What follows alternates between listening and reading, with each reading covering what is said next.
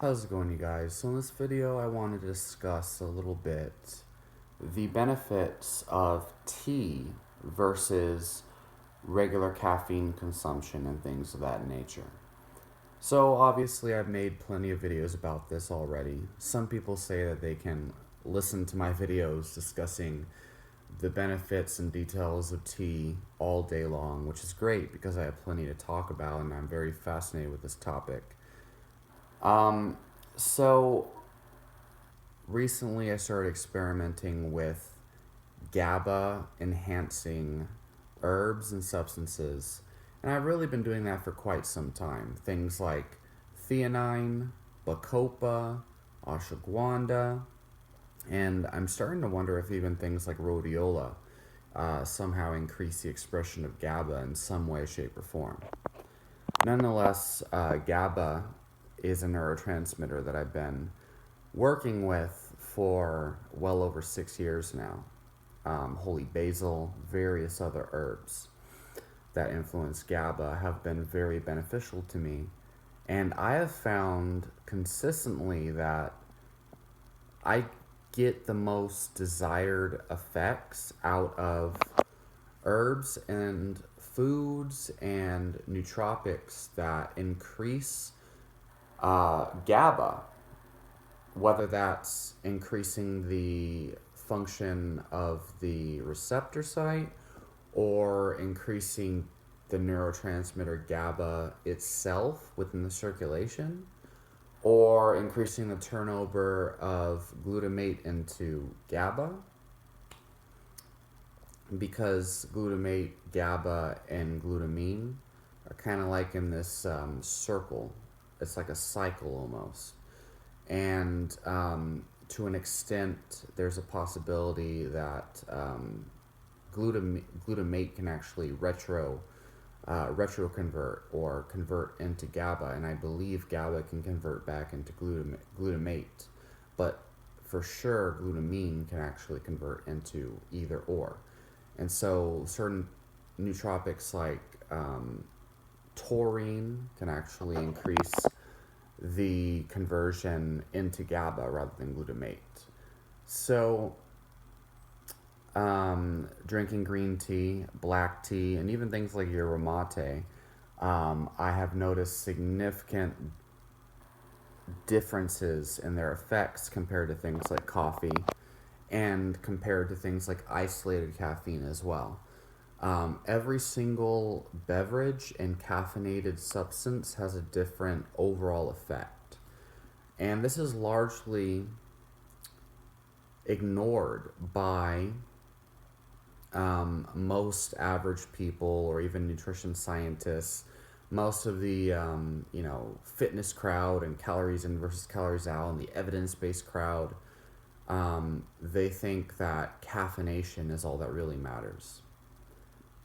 And it's fascinating to me because I have actually found that drinking a good, strong cup of green tea from a high quality, loose leaf source actually can help put me to sleep sometimes. And I've done the same with black tea and even yerba mate in the past.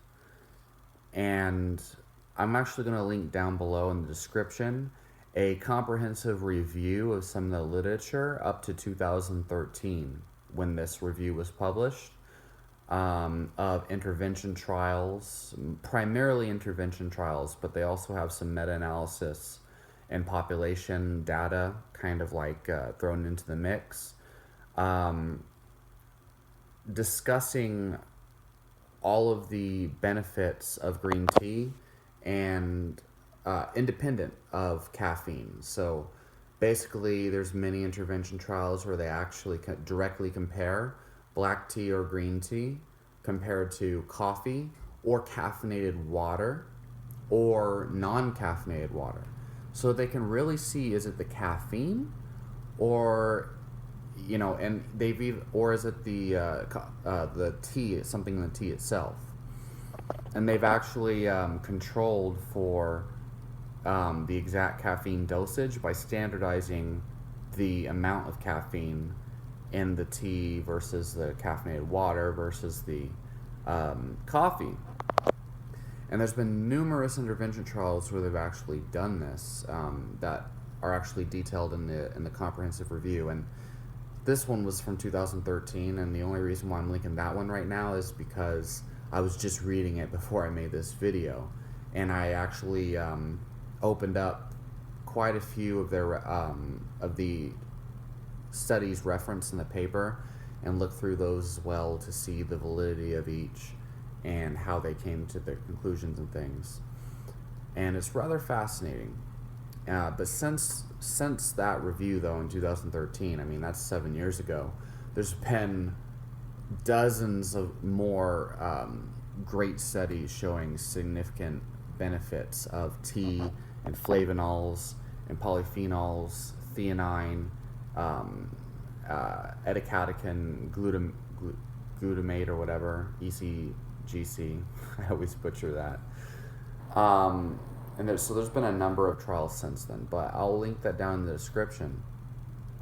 But it's fascinating how they compare a glass of hot water compared to a glass of caffeinated black tea, to make sure it's not just the hot beverage that is making you feel better, or caffeinated water compared to caffeinated tea compared to decaffeinated tea, and so they've done a number of studies that have shown, like, pretty clearly there's something else inside the tea that provides a lot of its special relaxation benefits, its energetic benefits, its attention benefits that is special outside of just the fact that it contains caffeine.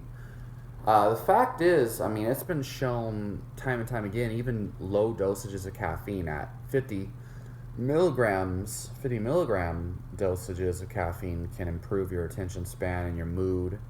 And caffeine in particular shows more of a clear benefit on feelings of pleasure compared to tea independent of caffeine.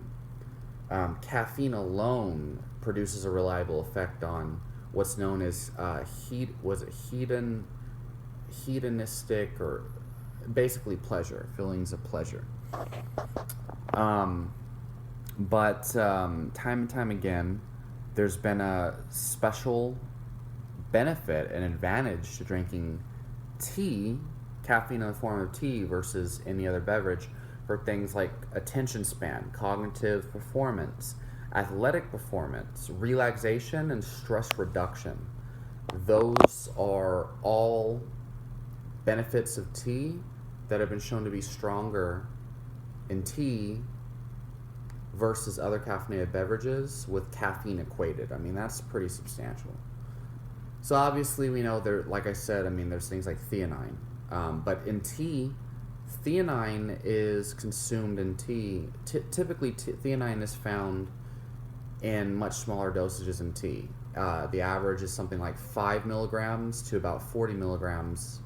5 to 20 milligrams of theanine in the average cup of tea, compared to the caffeine content is typically 20 to 40 milligrams on average, which all depends on the amount of leaves that's being used, the length of time that's being brewed, the quality of the leaves, and then whether it's green tea or black tea, and the region in which it's grown, if it's steamed, etc., etc. But the point here is there's substantially lower theanine compared to caffeine. The ratio is lower of theanine. And the studies that show the most benefits of a theanine caffeine combination, they find that you want a 2-to-1 theanine to caffeine ratio. And tea is actually the complete opposite. It's more of a 2-to-1 caffeine to theanine ratio, where the caffeine content is double of the theanine. Yet there's still a reliable enhancement of nootropic benefits independent of caffeine. So, I mean, that's just fascinating. Although, if you look at the studies on theanine as a supplement, and you look at the studies that show substantially higher benefits, and the majority of these benefits that are shown to be produce better in tea versus other caffeinated beverages. You know, the relaxation, the greater attention span, and stuff of that nature. You see a stronger effect in studies done on theanine, that especially when they use a 2 to 1 theanine to caffeine ratio. So 100 milligrams caffeine, 200 milligrams theanine. So double the theanine compared to caffeine produces much more substantial effects on cognitive performance.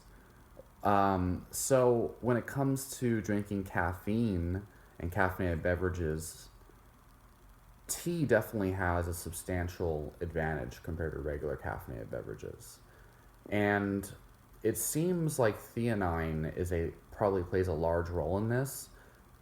From what I'm looking at, because we have these trials and studies done on theanine and caffeine that show greater improvements with greater theanine to caffeine ratios, but the effect is still there in the lower amounts of theanine to caffeine that's found in these studies done on green tea and black tea. There's a population study done on Japanese men, over 400, I believe, 400 people, where they found a significant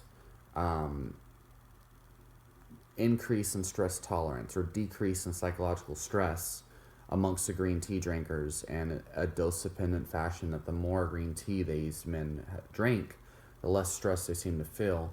And that is also when controlled for confounding factors like lifestyle and job stress and stuff like that.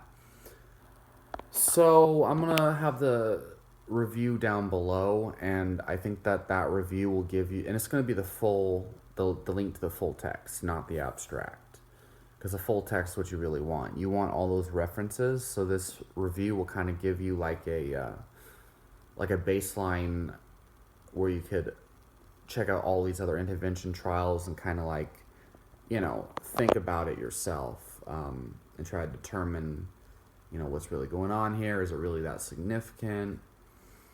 And what might be, why is this happening with tea, right? Leave your question, comments down below. Let me know your opinions, and I'll talk to you all next time.